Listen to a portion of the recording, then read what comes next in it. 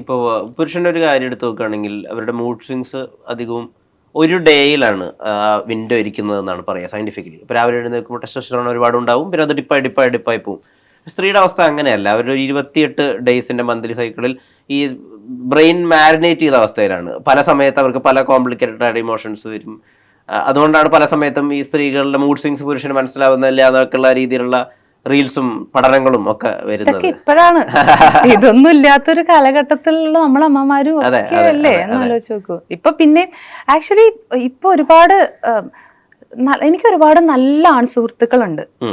ഞാൻ ഒരിക്കലും ഒരു പുരുഷവിരോധിയല്ല. എനിക്ക് ഒരുപാട് ഗൈസ് ഫ്രണ്ട്സ് ഉണ്ട്. എൻ്റെ അച്ഛനൊരു അമേസിങ് മനുഷ്യനാണ്. എൻ്റെ അപ്പൂപ്പൻ, എൻ്റെ കൂട്ടുകാര്, ഈവൻ ഈ പിഴയിൽ വർക്ക് ചെയ്തിരിക്കുന്ന ഫുൾ ക്രൂ ബോയ്സ് ആണ്.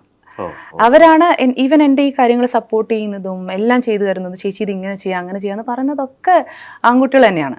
അപ്പോൾ ഞാൻ ഒരിക്കലും ആണുങ്ങൾക്ക് എഗെയിൻസ്റ്റ് ആയിട്ട് പറയുന്ന ഒരാളല്ല. പക്ഷേ സ്ത്രീകൾ എന്നാലും ഇങ്ങനൊരു സംഭവത്തിൽ കൂടെ പോകുന്നുണ്ട്. അപ്പം ഈ ഒരു വിമൻസ് ഡേയുടെ അന്ന് അവരാഘോഷിക്കുന്ന സമയത്ത് അവർ പോകുന്ന സംഭവങ്ങളും കൂടെ ഒന്ന് ഓർക്കണം എന്നുള്ളൊരു മെസ്സേജ്. നമ്മൾ ഈ പുരുഷന്മാരെ പറ്റി പറയുമ്പോഴേ അമൃത, പുരുഷന്മാര് മാത്രമല്ലല്ലോ സ്ത്രീകൾ ജഡ്ജ് ചെയ്യുന്നത്. സ്ത്രീകൾ ശരിക്കും ജഡ്ജ് ചെയ്യും, സൈഡ് ലൈൻ ചെയ്യും, വേദനിപ്പിക്കുകയും കുറച്ചുകൂടി ആഴത്തിൽ കുത്തി നോക്കുകയും ചെയ്യുന്നത് ഏറെക്കുറെ സ്ത്രീകൾ തന്നെയല്ലേ.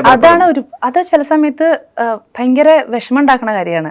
എന്നാലും ഇപ്പൊ എൻ്റെ കേസിലൊക്കെ തന്നെയാണെങ്കിലും കുറേ എന്താ പറയുക, കാര്യം അറിയാത്ത ആളുകൾ കുറേ കമന്റ് ഇടുകയും കുറേ കാര്യങ്ങൾ പറയുമ്പോൾ നമ്മൾ ആലോചിക്കും ഇവരും പെണ്ണുങ്ങളല്ലേ, ഇവർക്ക് എന്താ അറിഞ്ഞിട്ടാ. അപ്പം ശരിക്കും സ്ത്രീകൾക്ക് എഗെയിൻസ്റ്റ് ആയിട്ട് പറയുന്നത് ഭയങ്കര വിഷമം ഉണ്ടാക്കുന്ന ഒരു കാര്യമാണ്.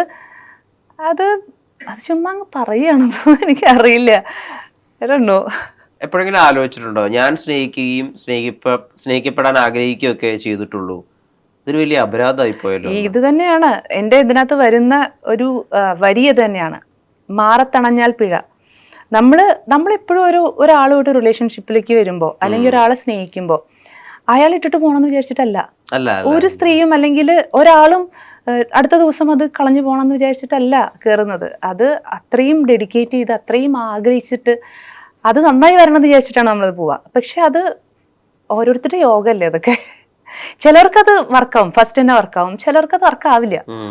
അപ്പം അങ്ങനെ എത്രയോ സ്ത്രീകൾ, ഇപ്പം പല സ്ത്രീകളെയും ഇൻക്ലൂഡിങ് മീ തെറ്റുകാരി ആയതുകൊണ്ടാണ് ഇതാവാണ്ടിരുന്നത് അതാവാണ്ടിരുന്നത് എന്നുള്ളൊരു ജഡ്ജ്മെന്റ് എനിക്ക് കിട്ടിയിട്ടുണ്ട്. പക്ഷെ ഞാൻ എന്ത് കൂടെ കടന്നു പോയിട്ടില്ല, അല്ലെങ്കിൽ വേറെ സ്ത്രീകൾ എന്ത് കൂടെ കടന്നു പോയിട്ടില്ല, അവർക്ക് മാത്രം അറിയുന്ന കാര്യമായിരിക്കും.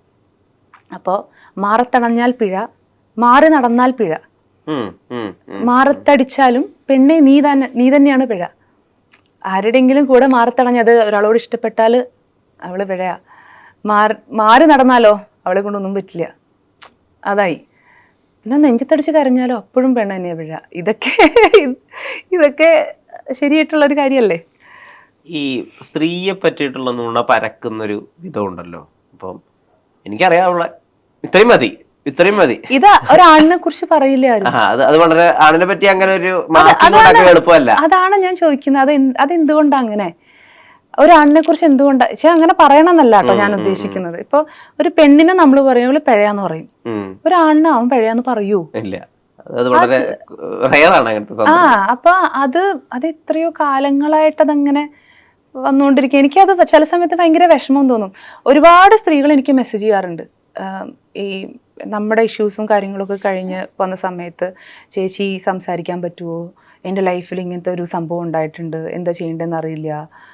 അതായത് ചിലപ്പോൾ ഞാൻ പോയതിനേക്കാളൊക്കെ ഒരുപാട് മുമ്പോട്ട് കഷ്ടപ്പെട്ടുകൊണ്ടിരിക്കുന്ന ഒരുപാട് സ്ത്രീകൾ ഇപ്പോഴും ഉണ്ട്. അവർക്കൊന്നും പറയാൻ പറ്റണില്ല, അവരെന്തെങ്കിലും പറഞ്ഞു കഴിഞ്ഞാൽ അവരെ കുറ്റപ്പെടുത്തിക്കൊണ്ടിരിക്കും. ഇങ്ങനെയൊക്കെ. അമൃതയ്ക്ക് എന്തിനാ ഈ ആളുകൾ സ്വഭാവ സർട്ടിഫിക്കറ്റ് തരുന്നത് എന്ന് ആലോചിക്കാറുണ്ടോ? ഞാൻ അങ്ങനെ ആലോചിക്കാൻ റെഡിയാണ്. എനിക്ക് സ്വഭാവ സർട്ടിഫിക്കറ്റിന്റെ ആവശ്യമില്ലാണ്ട് എനിക്ക് ജീവിക്കാൻ പറ്റുന്ന ഓക്കെയാണ് ഞാൻ. പക്ഷെ എന്താ പറയുക, എനിക്കൊരു മോളില്ലേ. അപ്പോ പാപ്പു ഒരു ഏജ് വരെയൊക്കെ അത് അങ്ങനെ എഫക്റ്റ് ചെയ്യാണ്ട് പോയിരുന്നു. ഒരു ഏജ് കഴിഞ്ഞപ്പോൾ അവള് കുറച്ച് വിവരം ഇതുള്ള കുട്ടിയായി വന്നപ്പോൾ സ്കൂളിലൊക്കെ കളിയാക്കാൻ തുടങ്ങി കുട്ടികൾ.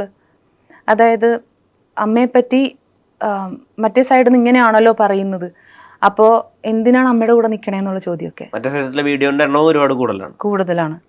അപ്പോൾ അത് മോൾക്ക് അവൾക്കറിയാം എൻ്റെ ലൈഫ് എന്താണെന്നും നമ്മളെടുത്തിട്ടുള്ള ചോയ്സസ് എന്തായിരുന്നെന്നും. പക്ഷേ സ്കൂളിൽ വരുമ്പോൾ അതൊരു സങ്കടമല്ലേ. അങ്ങനെ അഭിരാമിയൊക്കെ എത്രയോ പ്രാവശ്യം ഞാനും അഭിരാമി പ്രിൻസിപ്പളിനെയൊക്കെ പോയി കാണേണ്ട അവസ്ഥയൊക്കെ വന്നിട്ടുണ്ട്. ഇപ്പം അങ്ങനെയൊന്നുമില്ല കേട്ടോ, ഇപ്പം ഒരുപാട് വ്യത്യാസമായി. പക്ഷേ അങ്ങനെ ഒരു സിറ്റുവേഷൻ വരുന്നപ്പോഴാണ് ഞാൻ മിണ്ടാണ്ടിരിക്കുന്നില്ല. ഞാൻ മിണ്ടാണ്ടിരുന്നപ്പോൾ ഞാൻ തെറ്റുകാരിയായിരുന്നു. മിണ്ടാണ്ടിരുന്നപ്പോഴാണ് ഞാൻ തെറ്റുകാരി ആയത്. ഞാൻ എൻ്റെ ഒറ്റ കാര്യമൊന്നും പറഞ്ഞിട്ടില്ല. 14 വർഷമല്ലേ മിണ്ടാതിരുന്നത്? 14 വർഷം മിണ്ടാണ്ടിരുന്നപ്പോൾ ശരിക്കും പറഞ്ഞാൽ മിണ്ടാണ്ടിരിക്കരുത്. പറയാനായിട്ട് നമുക്ക് അവസരം ഉണ്ടെങ്കിൽ അത് പറയണം, സ്പോട്ടിൽ പറഞ്ഞു തീർക്കണം, പറയണം. അതിനെ ഇങ്ങനെ അക്യുമുലേറ്റ് ചെയ്ത് ഇത് എൻ്റെ ലൈഫിനെ പഠിപ്പിച്ച കാര്യമാണ്. നമ്മളെന്തിനാണ് ഒരാളൊരു കാര്യം ഇങ്ങനെ പറയുമ്പോൾ അത് ആക്സെപ്റ്റ് ചെയ്ത് നിൽക്കണം എന്തിനാ? അപ്പം എനിക്കല്ല ബാക്കി സ്ത്രീകളോടും പറയാനുള്ള കാര്യമാണ്. വെറുതെ എന്തിനാ ബ്ലെയിം എടുക്കുന്നത്? നമുക്ക് നാക്ക് തന്നിട്ടില്ലേ? എന്നെ പോലെ എന്തിനാ മണ്ടിയാവുന്നത്? അപ്പോൾ അങ്ങനെ കൂട്ടി ഒരു എന്താ പറയുക, എല്ലാവർക്കും വെറുപ്പുള്ള ഒരു ആളായിട്ട് മാറേണ്ട ആവശ്യം എന്താ? എനിക്ക് അമ്മയുടെ മൈൻഡ് സെറ്റ് ഒന്ന് അറിഞ്ഞാൽ കൊള്ളാവുന്നുണ്ട്. കാരണം ഞാനൊരു വീഡിയോൻ്റെ റീല്, അത് പാപ്പുവൻ ഗ്രാൻഡ്മ എന്നുള്ള റീലിൽ നിന്ന് കട്ട് ചെയ്തെടുത്തിട്ട് വേറൊരു ചാനൽ ഇട്ടിട്ടുള്ള റീലാണ്.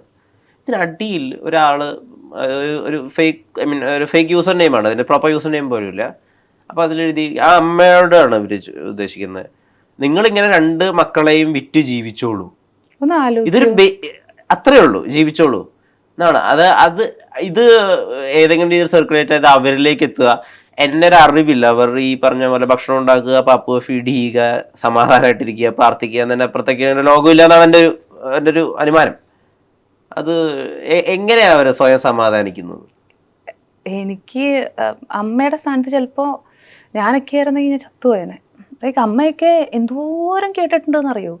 അതായത് അമ്മയ്ക്കെന്ന് പറഞ്ഞു കഴിഞ്ഞാൽ അമ്മയുടെ കരിയറും അമ്മയുടെ ജീവിതവും ഒക്കെ ഞങ്ങൾക്ക് 2 പേർക്ക് മാത്രം ഒഴിച്ചു വെച്ച് അങ്ങനെ ജീവിച്ച ഒരാളാണ്. അതും ഞാനും അഭിരാമിയും കംപ്ലീറ്റ് ഒരു ആശ്രമം ലൈഫിൽ നിന്ന് വന്നിട്ടുള്ള ആളുകളാണ്. മാതാമൃതാനന്ദമയുടെ ആശ്രമത്തിൽ, അമ്മയുടെ ആശ്രമത്തിൽ അവിടെ രാവിലെ വെളുപ്പിന് എഴുന്നേൽക്കുന്നു, സഹസ്രനാമം ജപിക്കുന്നു, ഭജന, സ്വാമിമാർ, ഇങ്ങനെ മാത്രം ഒരു ലോകം. പഠിച്ചത് അമൃത വിദ്യാലയം. ഇങ്ങനെ വളരെ ചെറിയൊരു ലോകത്തിലുള്ള ആളുകളാണ് നമ്മൾ. അങ്ങനെയാണ് പഠിച്ചുകൊണ്ടിരിക്കുമ്പോഴാണല്ലോ ഞാൻ ഐഡിയ സ്റ്റാർ സിംഗറിൽ പോകുന്നത്. അതാണ് എൻ്റെ ഒരു എക്സ്പോഷർ സ്പേസ്. അപ്പോൾ ഞങ്ങളെ ഇങ്ങനെ നമുക്ക് തെറ്റും ശരിയും ഒന്നും മനസ്സിലാക്കാൻ പറ്റാത്തൊരു, എന്താ പറയുക, അത്രയൊന്നും നമുക്കൊന്നും അറിയില്ല. എൻ്റെ അടുത്ത് ഒരാൾ നോക്കി ചിരിച്ചിട്ട് എന്നെ ഇഷ്ടമാണെന്ന് പറഞ്ഞു കഴിഞ്ഞാൽ അയാളാണ് എനിക്ക് ഏറ്റവും നല്ല ആള്. അങ്ങനത്തെ ഒരു ചിന്താഗതിയിൽ നമ്മൾ വളർന്നു വന്നൊരു കുട്ടികളാണ് ഞാനും അഭിരാമി, ഞങ്ങളുടെ ചൈൽഡ്ഹുഡ്. അപ്പോൾ അങ്ങനെ വളർത്തിക്കൊണ്ട് വന്നിട്ട് അവർക്ക് ഈ ലോകത്തിൽ, ഈ കേരളത്തിൽ ഏറ്റവും ദുഷിച്ച പെണ്ണെന്നുള്ള പേരൊക്കെ വരിക എന്നൊക്കെ പറഞ്ഞൊന്ന് ആലോചിക്കും. ഒരു ഘട്ടത്തിൽ അത്രമാത്രം വെറുപ്പുണ്ടായിരുന്നു എനിക്ക്. അപ്പോൾ അമ്മയൊക്കെ ഇതല്ലേ അപ്പുറം കേട്ടിട്ട് വിഷ്ണു, പിന്നെ അവരൊക്കെ ഇങ്ങനെ ബ്രേക്ക് ഡൗൺ ആവും. പക്ഷെ അമ്മയൊക്കെ ഞങ്ങളുടെ കൂടെ നിന്നിട്ട് പോട്ടെ എന്ന് പറഞ്ഞിട്ട് ഇങ്ങോട്ട് വരുന്ന കാണുമ്പോൾ ഞാൻ വെച്ചാൽ ഇങ്ങനെയാണ് ഈ അമ്മയ്ക്കൊക്കെ ഇത് പറ്റുകയെന്ന്. പക്ഷെ ഒന്നും പറയാ